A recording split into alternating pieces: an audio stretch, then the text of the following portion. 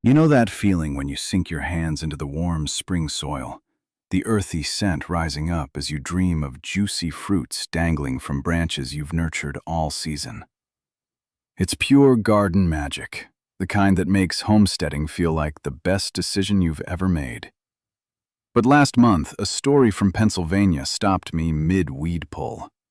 A grandmother, just like so many of us tending our little patches of paradise, found herself facing a hefty fine and even jail threats. Her offense? Growing fruit in her own backyard. Not some forbidden substance, mind you, but ordinary fruit trees that somehow crossed into regulated territory. It got me reflecting on my own orchard plans here in the soil, wondering about those fruits that might bring more trouble than bounty to our American and European gardens. As fellow gardeners who love our organic methods and cottage garden vibes, we cherish biodiversity and soil health above all. Yet sometimes, certain fruits come with hidden stories, reasons why authorities in various states or regions might ask us to think twice before planting. It's not about fear, but about smart, sustainable choices that protect our land, our neighbors' farms, and the natural balance we've worked so hard to build. Let's wander through some of these cautionary tales together, sharing practical insights from years of digging in the dirt, so your backyard haven stays thriving and trouble-free. I've seen it time and again. One thoughtful swap or careful removal turns a potential headache into a thriving polyculture that hums with life, from spring blooms to autumn harvests. Picture a vibrant red pod splitting open under the sun, revealing seeds that gleam like polished stones. That's Ackee, a tropical delight from warmer climates that many dream of adding for exotic flavor. But in the U.S., it's one of those plants wrapped in strict federal oversight, especially at ports and borders. The reason lies in its chemistry.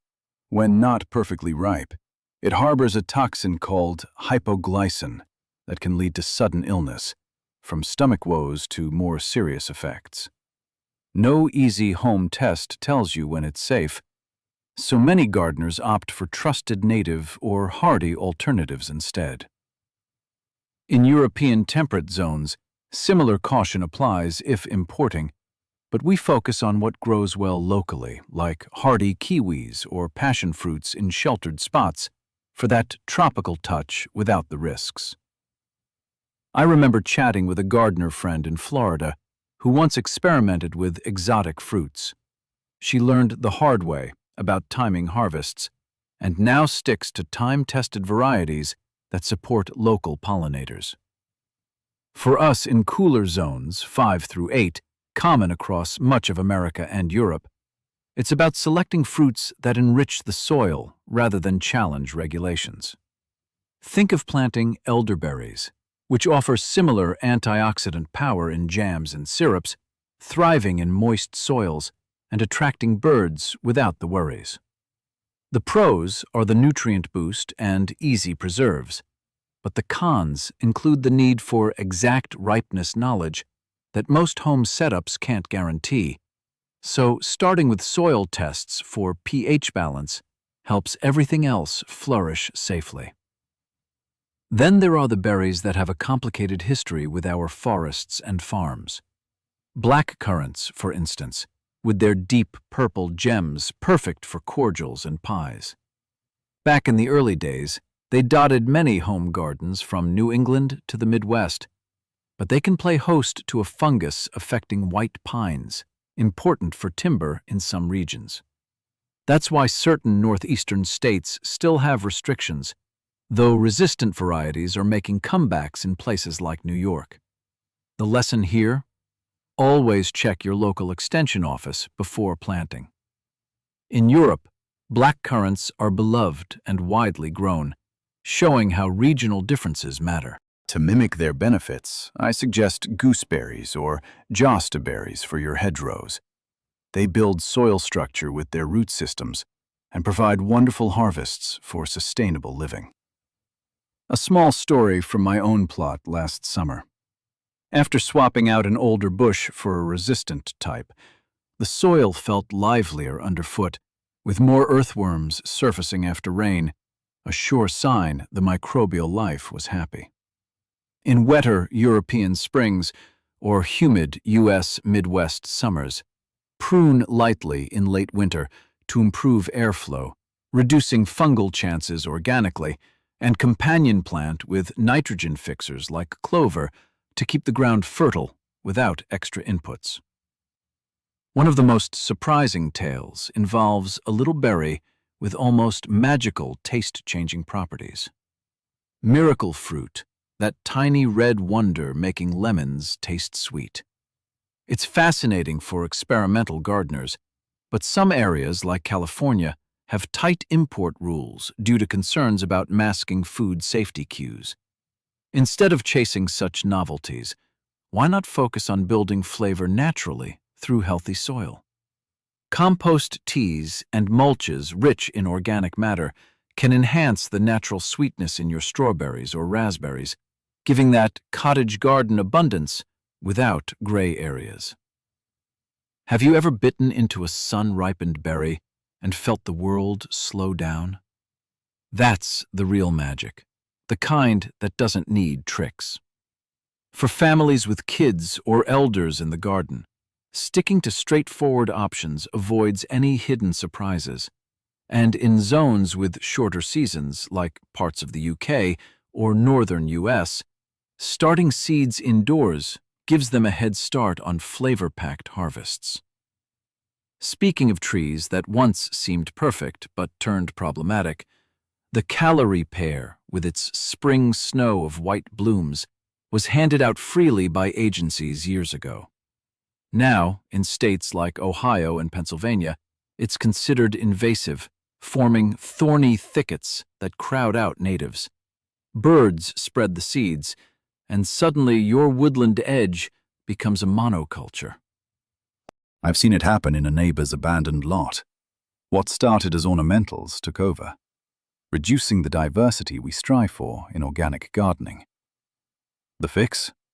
Remove them carefully by cutting and painting stumps with natural vinegar solutions or consulting pros for larger ones. Replace with native service berries or crab apples that offer similar spring beauty and edible fruits for your preserves, supporting more wildlife too. Pros include fast growth for quick shade, but the cons hit hard with those thorns puncturing equipment and the ecological cost of lost habitat. In European cottage gardens with similar climates, hawthorns make a lovely stand-in, their blossoms buzzing with bees in May and hips perfect for winter teas. Autumn olive is another shrub that sneaks in with pretty silvery leaves and tart berries full of goodness. But one plant can produce hundreds of thousands of seeds yearly, altering soil nitrogen and pushing out locals. In Connecticut or Wisconsin, it's on the watch list. For sustainable alternatives in those zones, plant native buffalo berries or high bush cranberries. They provide the same wildlife value and fit beautifully into permaculture designs around your homestead. Troubleshooting tip. If seedlings pop up after birds visit, pull them early in moist spring soil when roots are shallow. Then top dress with wood chip mulch to suppress regrowth while feeding the earth. I've done this in my own borders, and within 2 seasons the area bloomed with wildflowers that drew in butterflies I hadn't seen before, a small win that warms the heart. Out in the Pacific Northwest, Himalayan blackberry stories sound like fairy tales gone wrong. Those massive, juicy canes with fierce thorns can swallow fences and fields in seasons, tip-rooting to spread like wildfire. Oregon and Washington gardeners know the battle all too well. Organically, we tackle them by persistent cutting back in dry weather, smothering with cardboard and thick mulch, then planting competitive natives like salmon berries. It's rewarding work that strengthens your soil web over time. Common mistake? Leaving root fragments behind. They regenerate fast, so double-check with a garden fork and fall when the ground is soft. For European gardeners in comparable damp climates like Ireland or Western Britain, the same method works wonders against similar vigorous growers, always followed by sowing cover crops to hold the soil in place during winter rains.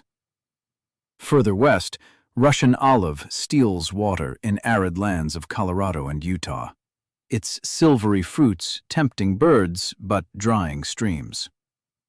Allelopathy, that natural chemical suppression, leaves barren patches. If you spot one, team up with local groups for removal parties using manual tools to avoid chemicals. Then restore with drought-tolerant natives like chokecherries that thrive in your climate. In drier European pockets, such as parts of Spain or southern France, the principle is the same. Choose water-wise companions like lavender or rosemary around fruit trees to conserve moisture and build resilience against summer heat waves. The pros of these olives once included erosion control, but the cons of water theft and soil changes outweigh them, teaching us to prioritize long-term harmony in every planting decision. Buckthorn, with its late-season berries, does something similar in Midwest forests, releasing compounds that hinder other growth and leafing out too early. Minnesota and Illinois have rules against it. The story I love sharing is how one community garden project turned a buckthorn patch into a thriving pollinator meadow by hand-pulling seedlings and sowing wildflowers. It's small wins like that build resilience. Add a troubleshooting section to your routine. Mark suspect plants in early spring when leaves emerge first, then dig out roots while the soil is workable, finishing with a layer of compost to invite worms and fungi back into action. European gardeners facing analogous issues in introduced populations follow suit, pairing removals with native hedgerow restorations that boost biodiversity and provide berries for birds through the cold months. Privet hedges, once suburban staples in the South, now invade forests in Georgia and Tennessee, slashing bird populations by limiting insects. Their black berries spread fast. For privacy without the invasion, try native viburnums or hawthorns. They offer flowers, berries, and year-round interest in European-style cottage layouts, too. A relatable tale from a gardener in North Carolina. After clearing privet from her property line, she noticed songbirds returning in droves the next spring, their chatter filling the air like music. Pros of privet include neat growth for borders, but cons hit the ecosystem hard with reduced insect food chains, so alternatives keep your garden humming with life. Durian, that king of fruits with custard flesh but infamous aroma, isn't for every backyard, especially near neighbors. In places like Florida, agricultural rules apply, and the smell can cause real neighborly issues, even mistaken gas alarms. If tropical gardening calls, choose milder mangoes or papayas suited to your microclimate, focusing on ventilation and spacing. In humid southern U.S. or similar European greenhouse setups, harvest timing matters. Pick early to minimize odor, while the fruit ripens indoors away from shared spaces. It's a lesson in considering the whole neighborhood when planning your plot. Barberry's bright red clusters once graced gardens but hosted wheat rust, leading to massive campaigns in wheat states. Today, distinguish from safe Japanese types, but opt for native alternatives like Oregon grape for that acidic, soil-loving vibe. The pros include ornamental color and wildlife food, yet the cons around disease spread make natives a smarter, lower-maintenance choice that supports soil-fungi networks essential for healthy roots. Trifoliate orange, tough and spiny, harbors citrus issues in southern groves. Its resistance hides the spread. In citrus areas, choose grafted varieties or focus on figs and pomegranates for reliable yields. Spines can puncture tools, too, so pros of hardiness come with cons of physical hassle and disease risks. Better to container grow if curious and move to sheltered spots for winter in borderline zones. Manchineel, the little apple of death from coastal tropics, teaches respect for plant defenses. Its sap blisters skin, fruit poisons. Rare in most home gardens, but if in Florida beaches, admire from afar and plant safe sea grapes instead. Coastal European analogs in warmer spots use similar natives for beachside beauty without worry. Starfruit, beautiful and star-shaped, carries risks for those with kidney concerns due to toxins. In Texas or Arizona, some varieties restricted also for citrus protection. Grow safe grapes or kiwis for similar refreshing bites. The unique shape delights in the kitchen, but mindful selection ensures everyone at the table enjoys safely. Through all these tales, the thread is clear. Gardening is about harmony. Test your soil every spring. Observe your zone's weather patterns, wet springs in Europe or humid summers in the U.S. South, and choose companions wisely like marigolds for pest control or beans for nitrogen. Mulch with leaves to suppress weeds, rotate crops, and invite beneficial insects with diverse plantings. If you inherit a questionable plant, reach out to your county agent for guidance. They're gold mines of local knowledge. In Zone 4 to 5, U.S. winters or chilly European falls, protect young transplants with cloches and enrich beds with aged manure for root strength against frost heaves. In my own garden, I've swapped potential troublemakers for a mix of heirloom apples, cherries, and berries that sing with the seasons. Come fall, the air fills with the scent of ripening, and we preserve without worry. Spring brings new plantings, always with an eye to biodiversity. Common mistakes like overwatering invasives-prone areas get fixed by switching to drip lines and deep, infrequent soaks that encourage strong roots. Pros of experimenting with exotics include discovery and flavor variety, but cons teach patience and local adaptation, turning our plots into resilient, self-sustaining systems. What fruits are thriving in your patch right now? Have you navigated any local rules that surprised you? Sharing these stories helps us all grow wiser in the soil. Let's keep our gardens as sanctuaries of health, flavor, and freedom, organic, sustainable, and full of joy for generations.